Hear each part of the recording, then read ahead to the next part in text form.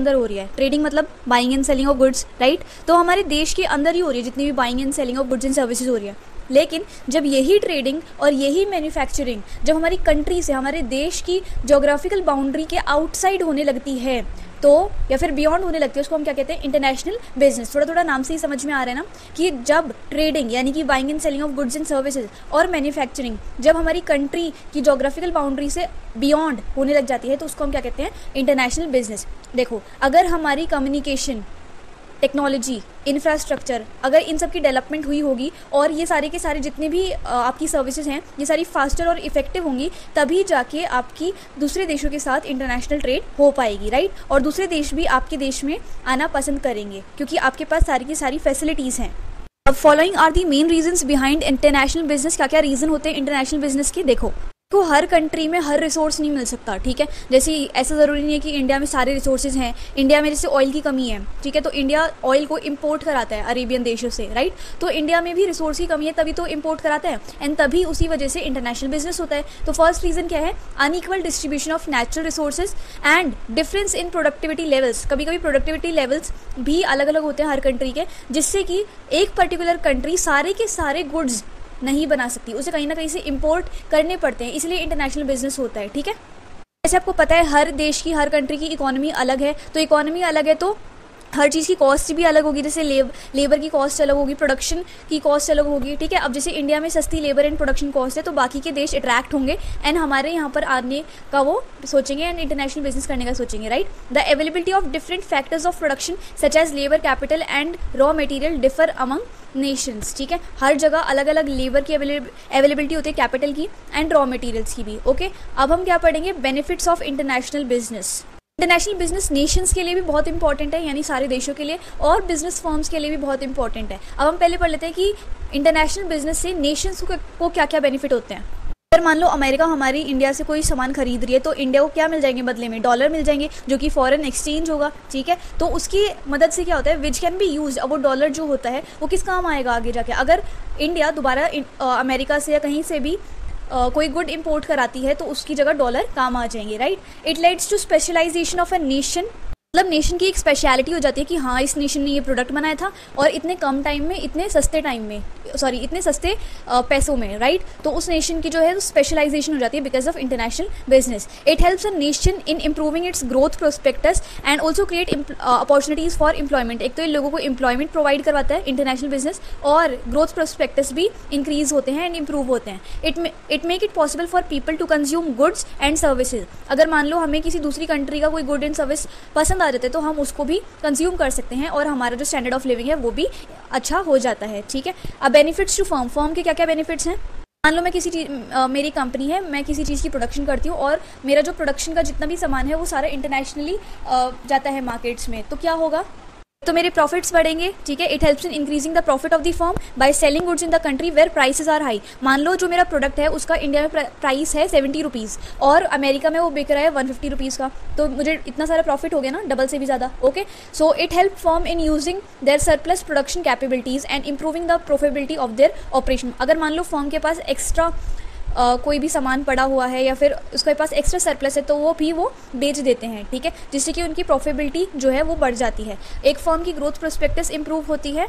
कभी domestic market में, मतलब खुद के जो देश का मार्केट है उसमें इतना टफ कंपटीशन हो जाता है, बहुत ज़्यादा, ठीक है। तो क्या करते हैं जो फर्म्स होती हैं वो अपने जो प्रोडक्ट्स हैं वो फॉरेन भेजने लग जाती है इंटरनेशनल मार्केट के थ्रू, तो इतना ज़्यादा कंपटीशन से फ़र्क नहीं पड़ता और उनको भी अच्छा सा प्रॉफिट हो जाता है। It improves business vision. एक अलग सा ही बिजनेस विजन आ जाता है और बहुत ही ज़्यादा फर्म्स जो है वो कॉम्पिटिटिव एंड डाइवर्सिफाइड भी हो जाती हैं। अब हमें पढ़ना है एक्सपोर्ट प्रोसीजर।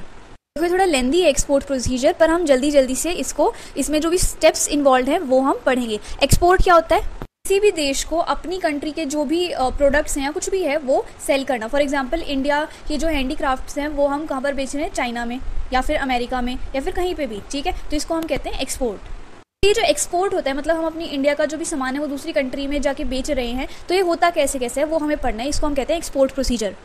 इससे पहले जो एक्सपोर्टर है यानी जो बेचने वाला है उसको एक इंक्वायरी मिलती है बायर से क्योंकि वो बायर चाहता है कि मैं इस प्रोडक्ट के बारे में एक्सपोर्टर से पूछूं, किसके रिगार्डिंग, कि इस प्रोडक्ट का प्राइस क्या है, क्वालिटी क्या है, और जो दूसरी टर्म्स एंड कंडीशन है एक्सपोर्ट ऑफ गुड्स से रिगार्डिंग, वो सारा। ठीक है, तो एक्सपोर्टर को सबसे पहले क्या मिलती है, इंक्वायरी मिलती है बायर की तरफ से। ओके, उसके बाद जो एक्सपोर्टर है यानी कि जो बेचने वाला है वो एक क्वोटेशन सेंड करता है जिसके अंदर सब कुछ लिखा होता है। ठीक है, उसको हम क्या बोलते हैं, proforma as a reply. Next step क्या है, अगर बायर जो है वो सेटिस्फाइड हो जाता है कि हाँ एक्सपोर्ट का प्राइस भी ठीक है और दूसरी सारी टर्म्स एंड कंडीशन भी अच्छी हैं, तो क्या करता है, अपना ऑर्डर प्लेस कर देता है। राइट, अब मान लो आपको ऑर्डर मिल गया बायर की तरफ से या इंपोर्टर की तरफ से, तो क्या करोगे, आप उसकी ऑर्डर जो भी उसने ऑर्डर किया है जिस भी प्रोडक्ट के लिए, आप उसको बनाना शुरू नहीं कर दोगे, आप उसकी मैन्युफैक्चरिंग शुरू नहीं करोगे। सबसे पहले आप देखोगे कि वो जो इंपोर्टर है, कि वो जो बायर है वो पेमेंट करेगा भी या नहीं, कि मतलब उसके पास इतने पैसे है भी या नहीं कि वो आपके प्रोडक्ट के लिए पेमेंट कर दे, क्या पता वो ना करे। ठीक है, तो सबसे पहले आप जांच पड़ताल करोगे कि इंपोर्टर की क्रेडिट वर्दीनेस क्या है। राइट, उसके पास पैसे है भी या नहीं। गेटिंग मी, आप इंपोर्टर की क्रेडिट वर्दीनेस जान लोगे कि हाँ उसके पास पैसे हैं एंड वो पेमेंट भी कर देगा, तो आपको क्या करना होता है, प्रोडक्शन करनी होती है अपनी गुड की जिसको आपको एक्सपोर्ट करना है। लेकिन प्रोडक्शन से भी पहले आपको एक बहुत इंपॉर्टेंट टूल की ज़रूरत होती है जिसका नाम होता है एक्सपोर्ट लाइसेंस। ठीक है, क्योंकि जो चीज़ आप प्रोड्यूस कर रहे हो उसको आपको बेचना है दूसरे देश में। ठीक है, तो आप सिंपली मतलब बिना एक्सपोर्ट लाइसेंस के आप नहीं बेच सकते दूसरे देश में, there are so many duties. तो जब भी आपको कुछ भी चीज़ एक्सपोर्ट करनी होती है किसी भी दूसरी कंट्री में, so you need export licence. तो फोर्थ स्टेप हमारा क्या है कि we need export licence for exporting the goods. अब आपको लाइसेंस भी मिल गया, अब आपको क्या करना है, प्री शिपमेंट फाइनेंस के लिए आपको अप्लाई करना है। देखो, जब भी आप प्रोडक्शन करोगे तो आपको बहुत सारे पैसे की ज़रूरत पड़ेगी। राइट, पैसे के लिए आपको मतलब क्यों चाहिए पैसे, क्योंकि आपको मशीनरी चाहिए, आपको रॉ मटेरियल चाहिए एंड आपको लेबर भी चाहिए, बहुत सारी चीज़ें चाहिए, उनके लिए पैसा लगेगा। राइट, तो उसके लिए आपको प्री शिपमेंट फाइनेंस के लिए ऑर्डर देना पड़ता है या फिर आपको उसके लिए अप्लाई करना पड़ता है, मतलब कि उस पैसे के लिए आपको कहीं ना कहीं से अरेंजमेंट करना होता है। अब एक बार आपके पास पैसा आ गया तो आप क्या करोगे, प्रोडक्शन करोगे। ठीक है, आप प्रोडक्शन करते हो जो गुड्स आपको एक्सपोर्ट करने हैं, उसके बाद क्या होता है, प्री शिपमेंट इंस्पेक्शन होता है, यानी कि जो गुड आपने प्रोड्यूस किया है उसकी जो गवर्नमेंट क्या करती है, उसकी इंस्पेक्शन करती है, उसकी जांच पड़ताल करती है कि वो गुड जो आपने बनाया है, प्रोड्यूस किया है, क्या उसकी क्वालिटी अच्छी है या नहीं है। It should be of good quality, क्योंकि गवर्नमेंट चाहती है कि उनके देश का जो प्रोडक्ट है वो दूसरे देश में जाए तो अच्छी क्वालिटी का जाए, जिससे कि उनके देश का नाम खराब ना हो, वो प्रोडक्ट वहाँ जाके वाहवाही के काबिल हो कि कि इंडिया ने मतलब इतना अच्छा प्रोडक्ट बनाया है। राइट, तो प्री शिपमेंट इंस्पेक्शन होता है, यानी गुड्स जो आपने प्रोड्यूस की हैं उसकी जांच पड़ताल होती है बिफोर दी एक्सपोर्ट। अब जिस भी गुड की आप प्रोडक्शन कर रहे हो या जिस भी गुड की आप मैन्युफैक्चरिंग कर रहे हो या जो भी गुड आपको एक्सपोर्ट कराना है किसी दूसरे देश में, तो उन गुड्स एंड सर्विसेज पे क्या लगती है, एक्साइज ड्यूटी। तो आपको एक्सपोर्ट कराने से पहले उन एक्साइज ड्यूटी को क्या करना होता है, क्लियर करवाना होता है। एक्साइज ड्यूटी की क्लियरेंस लेनी पड़ती है आपको। राइट, इसको हम कहते हैं एक्साइज क्लियरेंस।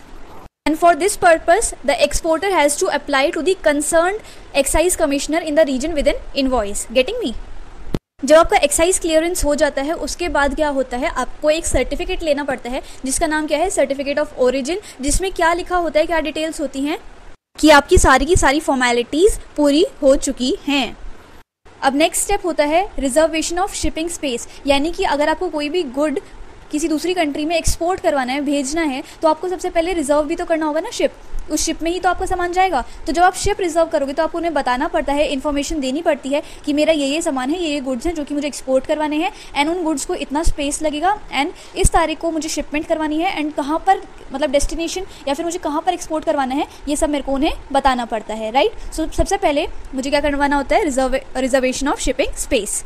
अब नेक्स्ट क्या होगा, जो आपके गुड्स आपने जो बनाए हैं, जिनका प्रोडक्शन आपने किया है, जिनकी मैन्युफैक्चरिंग आपने की है, आप उनको क्या करोगे, पैक करोगे। ठीक है, पैकेजिंग इसलिए करोगे ताकि वो ख़राब ना हो जाए। यानी जब इंस्पेक्शन हो रहा था, इंस्पेक्शन होने के बाद मतलब उसमें जो ख़राब गुड्स थे वो तो ऑलरेडी निकल गए इंस्पेक्शन के टाइम पे, लेकिन जो बचे हुए गुड हैं जो आपको एक्सपोर्ट करने हैं, सबसे पहले आप पैकिंग करोगे उनकी ताकि वो ख़राब ना हो। ठीक है, या फिर टूट फूट ना जाए। So you have to do packaging, जिस पे बहुत सारी डिटेल्स लिखी होंगी पैकेजिंग पे, जैसे कि name and address of the importer, gross and net weight, port of shipment and destination. Okay, ये सारी डिटेल्स उस पर लिखी होंगी पैकेजिंग पे।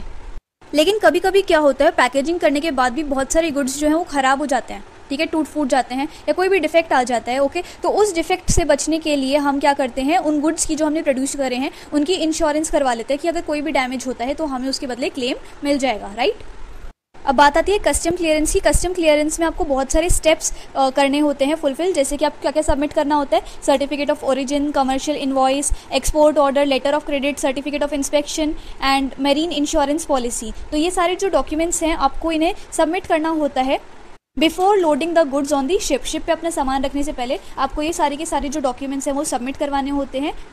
जब आप कस्टम क्लियरेंस पूरी कर लेंगे, यानी कि सारे के सारे डॉक्यूमेंट्स की आप 5 to 6 कॉपीज सबमिट करवा देंगे कस्टम ऑफिस में, तो आपको एक परमिशन मिल जाएगी कि आप जो है अपना कार्गो या फिर जो भी आपके प्रोडक्ट्स हैं वो आप शिप में रखवा सकते हो, राइट। उसके बाद क्या होता है, जब आप अपने गुड्स या फिर जो आप अपने प्रोडक्ट्स हैं वो जब आपके शिप पर बोर्ड हो जाते हैं फिर लोडेड हो जाते हैं, तो जो कैप्टन है वो आपको क्या देगा, एक मेट्स रिसीप्ट देगा। उस रिसीप्ट पे क्या लिखा रहता है कि आपका कितना सामान शिप पे लोडेड है, उसके बारे में सारी डिटेल्स लिखी रहती हैं, किस कंडीशन में है, डेट ऑफ शिपमेंट क्या है, डिस्क्रिप्शन ऑफ पैकेजेस क्या है, ठीक है। तो उस मेट्स रिसीप्ट पे सब कुछ लिखा रहता है and this is considered to be as a proof. उसके बाद क्या होता है, जब आप अपना सामान शिप पे रख देते हो, पहुंचा देते हो, तो जो कैप्टन है शिप का वो आपसे पैसे भी तो लेगा, राइट। जो फ्रीट है वो आपको देना पड़ेगा। अब फ्रीट की पेमेंट के बाद क्या होता है, जो एक्सपोर्टर होता है वो एक इनवॉइस रेडी करता है कि उसने जो गुड्स थे वो डिस्पैच करवा दिए हैं एंड कितने गुड्स थे, क्या क्या था, उनकी क्वालिटी क्या थी एंड जो अमाउंट इंपोर्टर को पे करना है एक्सपोर्टर को, वो सारी डिटेल्स उस इनवॉइस में लिखी रहती हैं, ठीक है। तो जो एक्सपोर्टर है वो इनवॉइस भिजवाता है किसके पास, इंपोर्टर के पास। अब आता है लास्ट स्टेप, जब आप शिपमेंट कर देते हो गुड्स की तो आपका एक लास्ट काम रह जाता है कि इंपोर्टर से आपको क्या लेनी होती है, अपनी पेमेंट, किसके बदले, जो गुड्स आपने प्रोड्यूस करे हैं और उनको एक्सपोर्ट किया है, राइट। सो लास्ट काम क्या है आपका कि आपको पेमेंट लेनी है इंपोर्टर से। गेटिंग नहीं, तो हमारा एक्सपोर्ट प्रोसीजर खत्म हो चुका है। अब हम आते हैं major documents used in export transaction. अब हम इस टॉपिक में 3 टाइप के डॉक्यूमेंट्स पढ़ेंगे। सबसे पहले है डॉक्यूमेंट रिलेटेड टू गुड्स। अब इसमें है 4 डॉक्यूमेंट्स, फिर आता है document related to shipment and then document related to payment. तो स्टार्ट करते हैं डॉक्यूमेंट रिलेटेड टू गुड्स से। सबसे पहला है एक्सपोर्ट इनवॉइस। ये एक सेलर का बिल होता है, यानी कि बेचने वाले का बिल होता है, जिसमें किस टाइप की इन्फॉर्मेशन होती है कि गुड की क्वालिटी क्या है, कितने नंबर ऑफ पैकेजेस हैं, मार्क्स ऑन पैकेजिंग है, name of the slip, port of destination, terms of details, ठीक है, पेमेंट की डिटेल्स, ये सब उस पर लिखा होता है। नेक्स्ट आता है सर्टिफिकेट ऑफ इंस्पेक्शन। इंस्पेक्शन क्या होता है, जांच पड़ताल। जैसे मैंने आपको बताया था कि एक्सपोर्ट होने से पहले गवर्नमेंट जो होती है कंट्री की, वो उस गुड का इंस्पेक्शन करती है कि गुड की क्वालिटी अच्छी है या नहीं। अगर गुड की क्वालिटी अच्छी होती है तो एक्सपोर्टर को क्या मिल जाता है, सर्टिफिकेट ऑफ इंस्पेक्शन। उसके बाद क्या आता है, पैकिंग लिस्ट। ये एक ऐसा डॉक्यूमेंट होता है जिसमें क्या होता है, ऐसी इन्फॉर्मेशन जिसमें लिखे होते हैं कि कितने नंबर ऑफ केसेस हैं या कितने नंबर ऑफ पैक्स हैं और उन पैक्स के अंदर कितने गुड्स हैं और सारी गुड्स की डिटेल्स। फिर आता है सर्टिफिकेट ऑफ ओरिजिन। इस सर्टिफिकेट में क्या स्पेसिफाई होता है, उस कंट्री का नाम जिसमें वो गुड जो है वो मैन्युफैक्चर हुआ है। अब आते हैं डॉक्यूमेंट रिलेटेड टू शिपमेंट। सबसे पहला है शिपिंग बिल। ये एक मेन डॉक्यूमेंट होता है on the basis of which, और इसी डॉक्यूमेंट के बेसिस पर परमिशन ग्रांट होती है कि आपके जो गुड्स हैं वो हम एक्सपोर्ट कर देंगे। और ये परमिशन कौन देता है, कस्टम ऑफिस देता है। इस डॉक्यूमेंट पे बहुत सारी डिटेल्स लिखी होती हैं, जैसे रिगार्डिंग द गुड जो एक्सपोर्ट होने वाले हैं, name of the vessel, exporter का नाम और एड्रेस और कंट्री ऑफ फाइनल डेस्टिनेशन। फिर आती है मेट्स रिसीप्ट। ये रिसीप्ट कौन इशू करता है, कैप्टन ऑफ द शिप, ठीक है, टू दी एक्सपोर्टर। जब शिप पे पूरे के पूरे गुड्स जो है वो लोड हो जाते हैं, उसके बाद जो कैप्टन होता है वो एक्सपोर्टर को रिसीप्ट दे देता है कि हाँ आपने अपना जो गुड है या सर्विसेज हैं वो हमारे शिप पे लोड करवा दी हैं। एंड उस रिसीप्ट पे क्या लिखा होता है, जैसे name of the vessel and description of packages, marks, condition of cargo at the time of receipt, on board of the ship etcetera. फिर आता है बिल ऑफ लैंडिंग। एक डॉक्यूमेंट होता है जो इशू कौन करता है, शिपिंग कंपनी इसको इशू करती है। इस तरीका का प्रूफ डॉक्यूमेंट होता है, एविडेंस डॉक्यूमेंट होता है, जिसमें ये लिखा होता है कि हाँ शिपिंग कंपनी ने वो उन गुड्स को कैरी कर लिया है जिसको एक्सपोर्ट कराना है और हम उसको जो डेस्टिनेशन है वहीं पर उसको छोड़कर आएंगे या फिर वहां तक कैरी करेंगे, ठीक है। It is also referred to as document of title to the goods and is freely transferable by the endorsement and delivery. उसके बाद क्या होता है, एयरवे बिल। ये सिमिलर होता है शिपिंग बिल से। एयरवे बिल को कौन इशू करता है, एयरलाइन कंपनी इशू करती है जब उसको गुड्स मिल जाते हैं एंड वो एयरक्राफ्ट में लोड हो जाते हैं, ठीक है। उसके बाद आती है मरीन इंश्योरेंस पॉलिसी। ये एक डॉक्यूमेंट होता है किसके बीच में, एक्सपोर्टर और इंश्योरेंस कंपनी के, कि मान लो अगर जो सी वॉयज है उसके बीच में अगर गुड्स को कोई भी नुकसान या डैमेज हो जाता है तो इंश्योरेंस कंपनी उसके बदले में क्लेम दे दे, राइट। तो इसको हम कहते हैं मरीन इंश्योरेंस पॉलिसी। अब हम पढ़ेंगे डॉक्यूमेंट रिलेटेड टू पेमेंट। सबसे पहला है लेटर टू क्रेडिट। इसमें क्या होता है, जो इंपोर्टर बैंक होता है वो एक गारंटी लेटर देता है किसको, एक्सपोर्टर को, कि हम आपका जो जितना भी अमाउंट है वो आपके बैंक में भिजवा देंगे। नेक्स्ट क्या है, बिल ऑफ एक्सचेंज। इसमें क्या होता है, जब भी एक्सपोर्ट और इंपोर्ट की ट्रांजैक्शन होती है तो एक्सपोर्टर क्या कहता है, एक्सपोर्टर जो है वो बिल ड्रॉ कर देता है एंड इंपोर्टर को दे देता है एंड उसको कहता है कि जो भी इंपोर्टर को अमाउंट पे करना है एक्सपोर्टर को, वो एक स्पेशल यानी एक सर्टेन पर्सन को दे दे वो on the behalf of exporter. ठीक है, उसके बाद देखो, in the import and export transaction exporter draws the bill on the importer asking him to pay the specified amount to a certain person और the bearer of the instrument. तो इस next आता है बिल ऑफ एक्सचेंज। इसमें क्या होता है, जब इंपोर्ट एंड एक्सपोर्ट का ट्रांजैक्शन होता है तो एक्सपोर्टर जो है वो इंपोर्टर को एक स्पेशल टाइप का बिल देता है जिसको कहते हैं bill of exchange, and exporter importer को कहता है कि अब जो आपको पेमेंट करनी है वो इस सर्टेन पर्सन को करनी है, ना कि मुझे। ठीक है, तो उसके बाद जो इंपोर्टर होता है उसको उस सर्टेन पर्सन को जो भी एक्सपोर्टर ने बताया था उसको पेमेंट पास करनी होती है। ठीक है, then the importer accepts this bill. जब इंपोर्टर के पास बिल ऑफ एक्सचेंज आ जाता है तब इंपोर्टर को उसी को पैसे देने होते हैं जिसको एक्सपोर्टर ने कहा था, राइट। नेक्स्ट आता है बैंक सर्टिफिकेट ऑफ पेमेंट। तो ये एक ऐसा सर्टिफिकेट होता है जिसके अंदर लिखा होता है कि जितने भी एक्सपोर्ट के डॉक्यूमेंट्स नेसेसरी वो सारे सही हैं एंड पेमेंट भी उसी तरीके से हुई है एंड सारी रूल्स एंड रेगुलेशन जो हैं वो फॉलो की गई हैं, राइट।